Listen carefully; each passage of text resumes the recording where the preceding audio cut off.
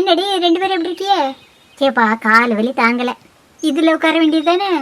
எனக்கெல்லாம் இதில் காலை நீட்டி போட்டு உட்காந்தா தான் நல்லாயிருக்கும். சுந்தரி வருவாளா, அவள் அதில் இருக்க சொல்லு. நம்ம 3 பேர் வந்தாச்சு, நம்மளை வர சொன்ன சுந்தரி என்ன காணியில?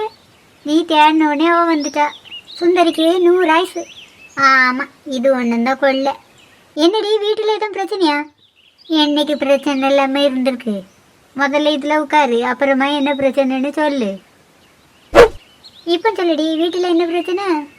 1 2னா ஞாபகத்தில் வச்சுட்டு சொல்லலாம். திரும்ப பக்கம்லாம் பிரச்சனைனா நான் எங்கேருந்து சொல்ல? என்னடி சொல்கிற? திரும்ப பக்கம்லாம் பிரச்சனையா? ஏன் மோவ என்ன பிரச்சனை பண்ணுதா? மோல ஒரு ஆள் பேர், அவளெல்லாம் நான் கணக்கில் எடுக்கதே இல்லை. அப்போ உனக்கு வேறு என்னடி பிரச்சனை? நான் இங்கே உங்கள் எல்லாத்தையும் வர சொன்னது பிரச்சனையை பற்றி பேசுறதுக்கு இல்லை. வேறு எதை பற்றிட்டு பேசுறதுக்கு வர சொன்னேன்? எல்லாரும் ஒரு இடத்துல சேர்ந்து பேசி நாளாச்சு இருந்தால் எல்லாரையும் வர சொன்னேன். ஏன்னோ வீட்டில் எல்லா வேலையும் முடிச்சுட்டு இருந்தியா?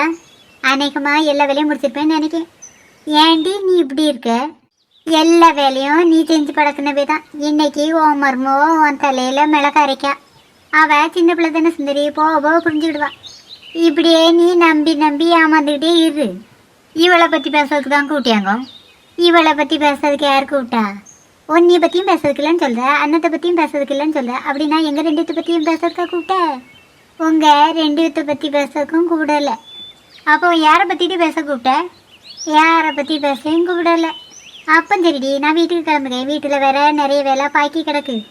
பாக்கி கிடக்குதா? அப்படி என்ன வேலையை பாக்கி போட்டு இருந்த? சாப்பிட்ட பாத்திரத்தை கழுவுறதுக்கு மறந்துட்டு வந்துட்டேன். யார் சாப்பிட்ட பாத்திரம்டி? ஏன் மருமவ சாப்பிட்ட பாத்திரம் தான். ஏன்டி அவள் சாப்பிட்ட பாத்திரத்தை கூட அவள் கழுவ மாட்டாளோ? நீ அவளுக்கு ரொம்ப இடம் கொடுத்து வச்சிருக்க. அதுன்னு போய் தான் அவள் இந்த ஆட்டம் ஆடுக்கா. அதை விடு சுந்தரி, நம்ம அண்ணன் தான் வாயில்லாத பூச்சியாச்சே. இவ இப்படியே இருந்தான்னு வச்சுக்க, நாளைக்கு முன்ன இவ மருமவை கொண்டு இவளை முதியோர் இல்லத்துல சேர்த்து விட்டுட்டு வந்துடுவா. என்ன சுந்தரி சொல்ற? என் மருமவ இப்படி பண்ணுவாளா? நீ இப்படியே இருந்தேன்னு வச்சுக்க, கண்டிப்பா அவள் அதை தான் பண்ணுவா. ஏன் சுந்தரி அவளை பயம் கட்டுதா? அவள் எப்படி பயப்படியா பாரு. ஏடி, நான் ஒன்றும் அவளை பயம் கட்டணும்னு சொல்லலை. இப்படி கூட நடக்கும்னு அவளை எச்சரிக்கை இருந்தா சொல்லுறேன். நீ பயப்படாதானோ? அப்படிலாம் நடக்காது. நடக்க நாங்கள் விட மாட்டோம். ஆமாம், இவ விட மாட்டா. இவ சொல்லி கேட்டே நீ ஆடு. இவ பிள்ளை இவ சொல்லி பேச்சு கேட்காது. நீ என்னடி மந்திரிச்சு விட்டு கோழி மாதிரி உட்காந்துட்டு இருக்க? ஏன்டி இப்படி உட்காந்துட்டு இருக்க? ஏதாவது சொல்லலாம்.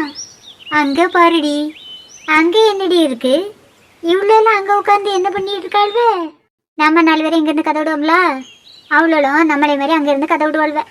சும்மா அங்கே கதை விட்டுட்டு இருந்தால் தான் பிரச்சனை இல்லையே. கூடி சேர்ந்து பேசிட்டு வந்து வீட்டில் ஏட்டிக்கு போட்டி எல்லாம் நடப்பாள்வ. எனக்கு முதல்ல ஒரு நல்ல வழியை சொல்லலாம். இவன் என்ன இங்கே வந்துட்டு போகிறா? யார் சுந்தரி இங்கே வந்துட்டு போகிறா? ஏன் மருமகளுக்கு அக்கா வேறு தான் வந்துட்டு போகிறா. நான் பெற்று வச்ச ஒரு மூளை தானே உன் பிள்ளைக்கு கட்டி வச்சிருக்கேன். அப்படி இருக்க சொல்ல அவளுக்கு அக்கான்னு நீ எவ்வளோ சொல்லுங்க? ஏடி, எனக்கு என்ன ஒரு மருமவளா சொல்ல வந்துட்டா பாரு. வர வர உனக்கு மூளை மலிங்கி போச்சு.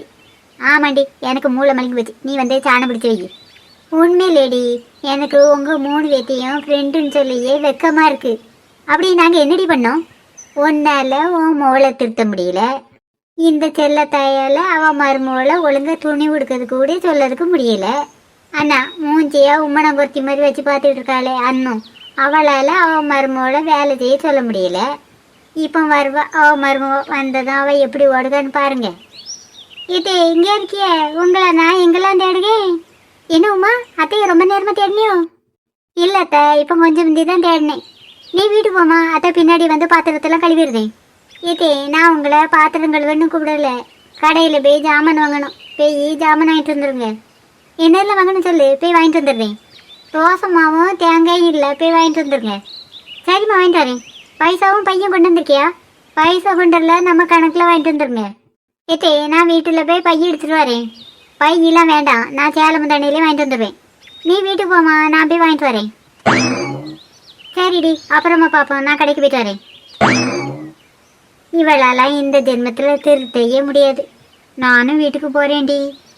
மருமகளோட பேண்ட் சட்டை காயப்பட்டதை எடுக்க போகணுமோ? ஆமாடி, எடுக்க போகணும். ஏன்டி நீ இப்படி இருக்கு? மருமகளை வெட்டி அங்கே இங்கே ஊர் சுற்ற சொல்லாமல் கொஞ்சம் வீட்டில் வேலை செய்யும் சொல்லு. அவள் வீட்டு வேலையெல்லாம் செய்வா. ஆனால் அவளுக்கு சரியாக தான் செய்ய தெரியாது. அதான் இதுக்கு திரும்ப திரும்ப செய்யணுன்னு நானே செய்கிறேன். ஏன்டி நீ இப்படி இருக்க? என்னை பார்த்து கற்றுக்க. நான் எப்படி என் மருமக ஒழுங்கா செய்யலன்னு வச்சுக்க, திரும்ப திரும்ப செய்யினே சொல்லிட்டு இருப்பேன். அவள் எத்தனை நேரம் தப்பாக செஞ்சாலும் திரும்ப செய்யின்னு தான் சொல்லுவேன்.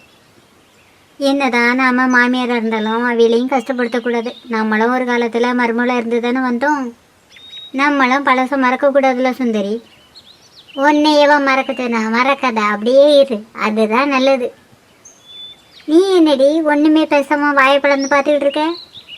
சரிடி, நம்மளாம் வீட்டுக்கு கிளம்புவோம்.